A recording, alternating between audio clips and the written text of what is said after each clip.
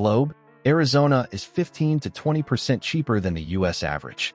Sounds like a steal, right? But here's the catch: higher than state average crime, thin housing stock, and a job market that's basically healthcare, education, and ghosts of mining. Keep watching and I'll show you how people make it work. Why remote work is the cheat code, what old and honest really feels like, and the one trait you need before you sign a lease. If you want European courthouse vibes with Old West grit, Globe might be your move, but only if you can live with the trade-offs. You hear 15 to 20% below the national cost of living, and your brain throws confetti. A quick mental math: cheaper groceries, lower rent, a little extra cash for the weekend. It feels like getting a raise without asking your boss. Groceries come in a few dollars lighter. Rents hover a notch under the big city sting. And yes, the housing stock leans older, which sells you on the story that your dollar stretches further simply because the walls have been around longer than your favorite streaming service. But here's what nobody tells you: daily life can still pinch. That discount sits next to higher than state average crime, a rental market that runs lean, and a job scene with 3 lanes and not much passing. Healthcare, education, and the legacy of mining. It's a functional ecosystem, not a rocket ship. You get stability in the form of institutions, but you don't get a dozen salary ladders to climb. That's where the math starts to wobble. Think of Globe like buying a used luxury car for cheap. The monthly payment looks amazing, but the maintenance? That's where your wallet gets cardio. Time becomes a bill. Vigilance becomes a subscription. And every trade-off is another line on your spreadsheet. You're not paying a premium up front. You're paying it in installments of attention. Crime risk doesn't just live in headlines. It hits your budget. Renters' insurance quotes creep up because property crime skews the actuarial tables. You add deadbolts and motion lights and maybe a camera doorbell, which is a one-time purchase until you realize subscriptions and replacements add up. You adjust routines, daytime errands, a habit of locking gates, leaving fewer things in the car. None of that shows up in the rent ad, but it shows up on your credit card and in your calendar. Now, about that charming pre-war apartment that's $200 less per month. It's real, but old insulation means your summer electric bill has opinions. Single-pane windows leak cool air like a busted water bottle.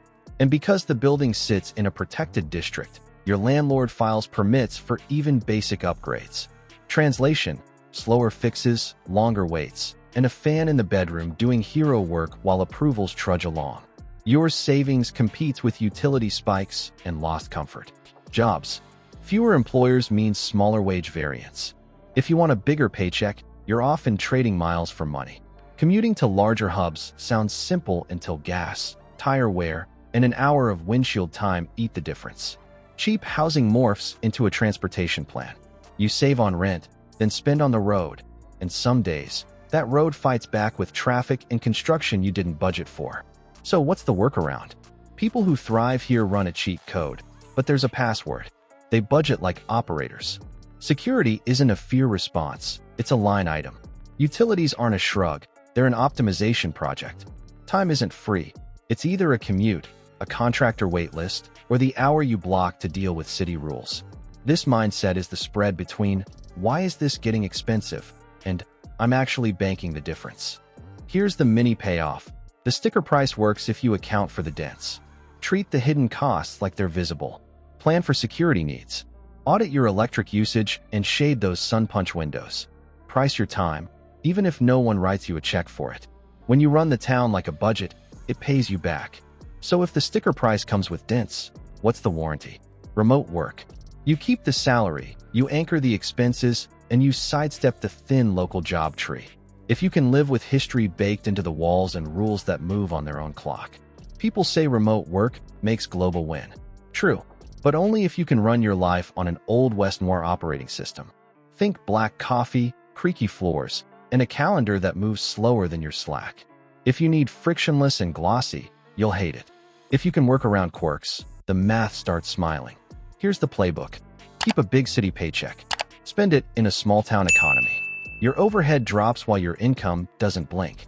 You get those continental courthouse vibes and a main street that looks honest because it couldn't lie if it tried. Weekday lunches are quiet. You actually hear your thoughts.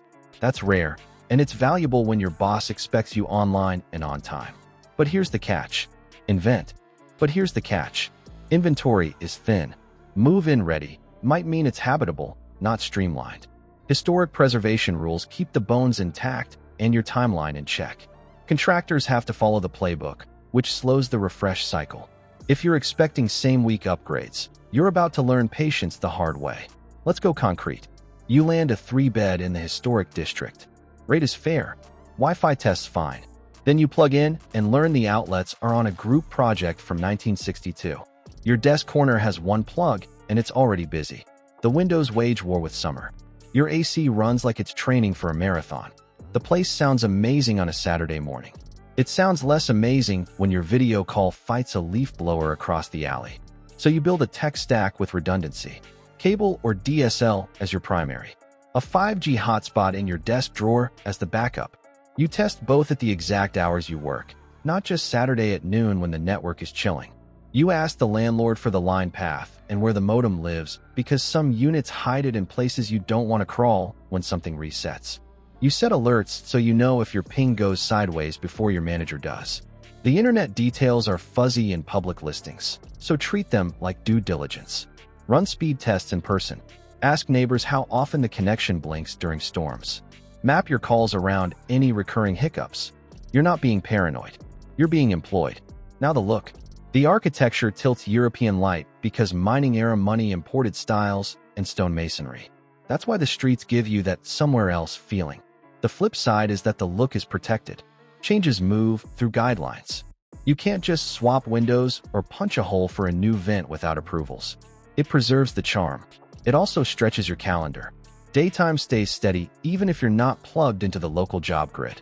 Hospitals, schools, and county offices keep the lights on and the coffee brewing. Mining still shapes the storyline, but not the payroll most residents touch. That means the town feels awake while you work, which helps if you need services at 2 p.m. instead of 7 p.m. Before you sign a lease, check your trade inventory. You need patience. Patience for rules that care more about facades than your deadlines. Patience for a plumber who can't start until the permit lands. Patience for heat that reveals every weak seal in your windows and every lazy vent in your attic. Remote work pays here if you're adaptable. Lock in your connectivity plan. Pre-screen for insulation, outlet distribution, and street noise at the times you actually work. Treat the historic charm like a roommate with habits. It won't change for you, but it will split rent with a vibe that keeps your sanity intact.